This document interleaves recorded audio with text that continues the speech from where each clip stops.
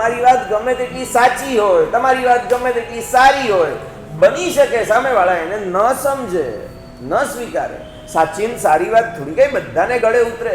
મારી વાત સાચી છે અને સારી હોવા છતાં એ કેમ નથી માનતો, પણ એના ફાયદા માટે કહું છું તો પણ નથી સમજતા.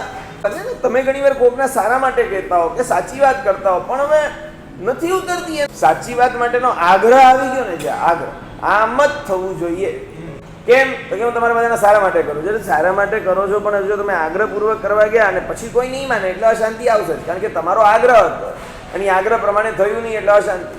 એનો સ્વીકાર નથી કરી શકતા સાચી વસ્તુનો પણ. એટલે સત્યના સ્વીકાર માટે પણ આત્માની વિશિષ્ટ યોગ્યતાનો ઉગાડ આવશ્યક છે. એક તો આપણી વાત સાચી આપણે માનીએ છીએ, હોય ન હોય, માની લ્યો કે છે જ, પણ એને નથી લાગતી.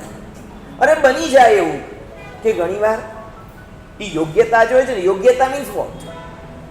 સામેવાળાના આત્માની યોગ્યતા હોય ત્યારે જ એને સાચી વાત ઉતરે. યોગ્યતા કેવી રીતે પ્રાપ્ત થાય? તો કે કર્મના ક્ષયોક્ષમથી મળતી હોય છે, અને ક્યારેક એમાં કાળની પરિપક્વતા પણ અપેક્ષિત હોય. મારા કહેવાથી એમ કોઈ સુધરી થોડી જાય, એનો સમય પણ તો પાકવો જોઈએ. કાળ પણ એક તત્વ છે, એની મેળે સુધરશે, એનો સમય આવવા ગયો. એ સમજે જ છે છતાંય નથી સુધરતો અત્યારે. તો ક્યારેક એમ લાગે કાં તો એને કર્મ નડે છે, ક્યારેક કોઈકને એમ લાગે કે બની શકે કે એનો કાળ નથી પાક્યો. He knows very well everything, છતાં પણ કેમ ખોટું છોડતો નથી, સારું સ્વીકારતો નથી, કાં તો એને કર્મ અટકાવે છે,